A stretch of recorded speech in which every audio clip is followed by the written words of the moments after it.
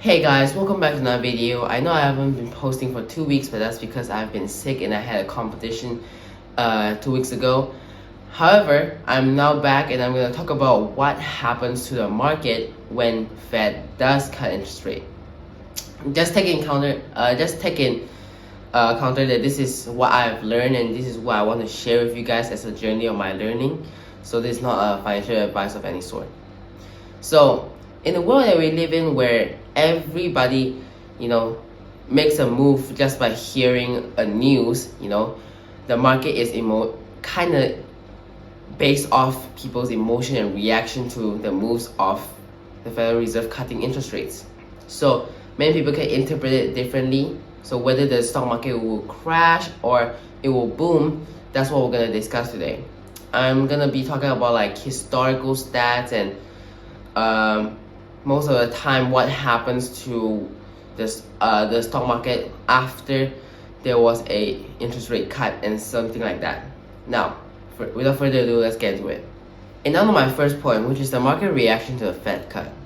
So the market would normally look at the Fed cut as a way to make businesses easier to spend money and borrow money and then invest money, because it increased the amount of stimulation and money in the market, right?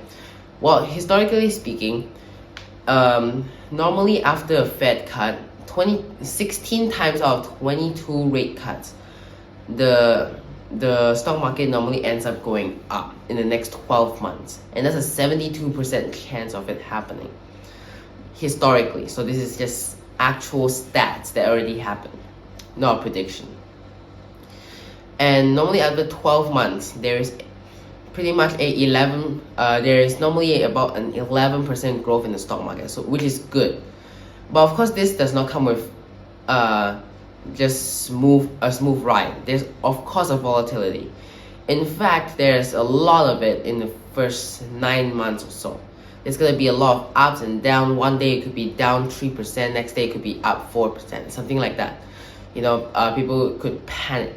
But normally, historically saying, in the long run, like 12 months, 3 years, 5 years, normally, as the time goes, after this process of rate cut, the chances of the stock market crashing and going down gets slimmer and slimmer. And that's based on historical stats. And now to my second point, which is the short-term volatility. So like I said, there's going to be a long-term profit in this, but then there's going to be a short-term volatility, which is going to be a huge problem. No, it's not actually a huge problem, but how does this occur?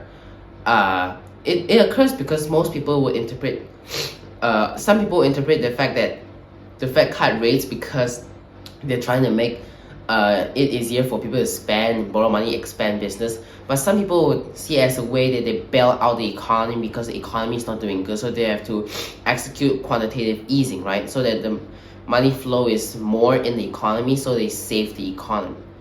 And a lot of people interpret it like this, so when they invest in the stock market, they might have some doubts, they might sell, and then so in the 9 months, around the range of 9 months, there's going to be high volatility after a rate cut due to the fact that many people cannot make up their mind of what's going on in the economy, right? So this is going to cause high volatility, but that doesn't mean that the stock market is doomed. Because in these kind of situations, one night it can drop 3%, next day it can go up, right? But this doesn't mean that the stock market is doomed, because like I said, if you want to invest in the stock market after a Fed cut, it is not the type of investment where you just wait for the Fed cut and then you invest instantly and then you expect it to shoot up. Then that's not the type of investment that you can make after a rate cut, and you'll be disappointed if you were expecting that, right? Because based on historical stats, this is not what happened. What happened is that people invest for 3 to 5 years after a rate cut, of the course of event of a rate cut. Of course, the profit will probably come in 1 year time where you go up, like I said just now.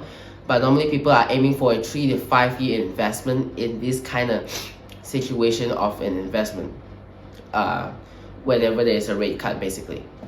And now to my third point, which is the importance of a strategy in a crash.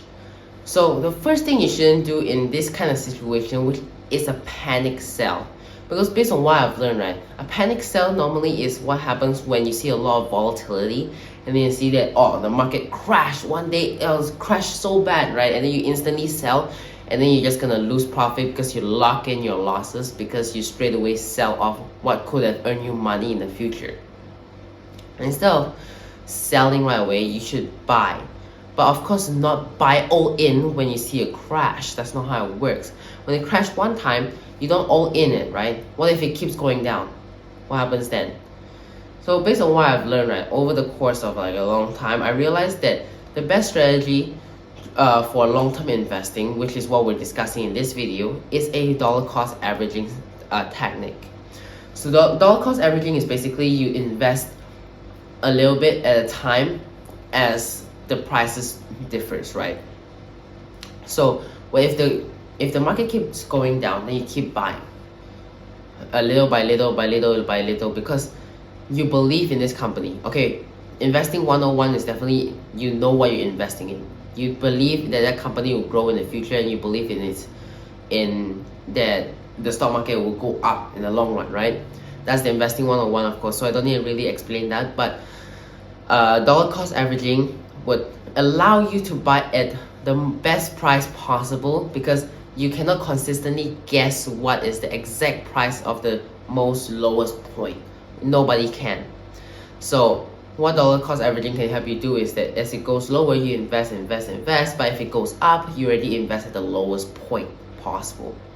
So and then you let it grow like that, and that's the strategy of dollar cost averaging, which is why it's better because based on statistics in the long run, right, normally in 1 year time, people who does dollar cost averaging actually has more profit compared to people who tries to predict the market consistently, trying to go in and out of the market, which is dangerous actually for your money. Of course, you could lose a lot of money if you keep doing that in a very volatile market, like what would happen after a rate cut normally for a few months, like I said.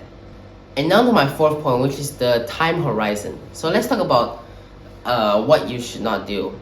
If you need the money, in terms of investing in this type of situation, if you need the money in 3, 6, 9 months, don't invest it.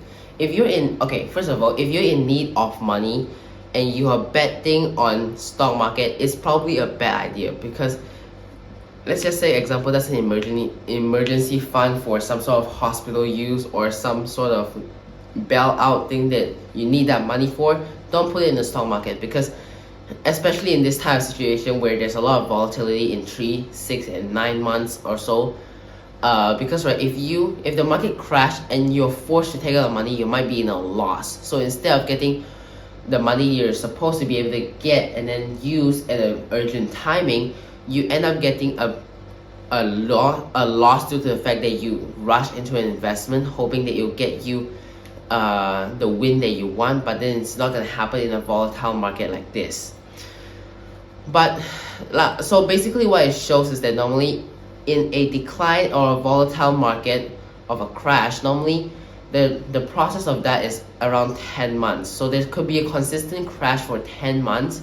However, based on statistics, a growth of a stock market, right, basically the period of a time that it does good or has growth at a consistent rate, is up to 3.5 years. So basically what I'm saying is that after the 9 months of volatility, most likely they'll have around 3.5 years of time where you see consistent growth in the stock market after that, due to after the rate cut. So basically the stock market would reward the patient, which is what historical stats is trying to tell us based on reading. And now to my fifth point, which is inflation, asset price, and why the stock market always bounce back. So many people, they have skepticism for the stock market. They're thinking, why should we invest in the stock market? It is inconsistent. Yes, it is inconsistent. However, based on historical course of events, the stock market has consistently gone up for the past decade. And why is this? It's because of inflation. Yeah, it's because of inflation. So if you just take a look at a house, a price of a house like a decade ago, it would be around $4,000. Or a car, theoretically, counting back by percentage, it could be around $250. which that price is ridiculously cheap, right? And that's exactly what's going on with stock market as well.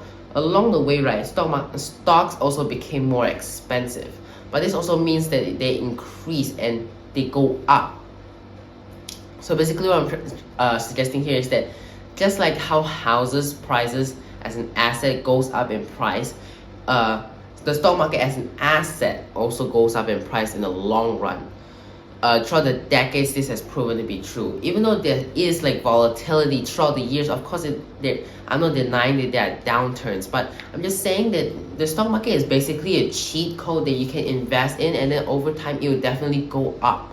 Just like how a house, of course, have price fluctuation throughout the years, but then of course in the long run, everyone knows house as an asset will go up in its value, right?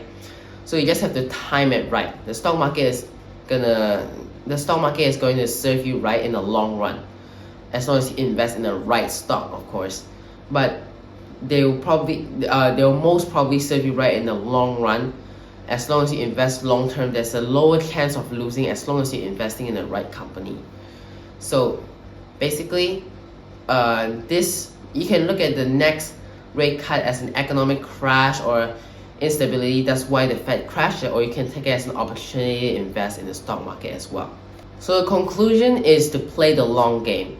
So what I've said in this video is basically that there's going to be a volatility coming in the stock market after the rate cut. However, this is not the problem. The problem is don't sell. The problem is don't be panic selling based on what I've learned, and then play the long game, because normally 3, 5, 10 years stock market proven to be able to benefit you in that term based on historical events, and then based on historical stats, what happens after the rate cut, and then most people is able to profit out of it. So you should do it as well.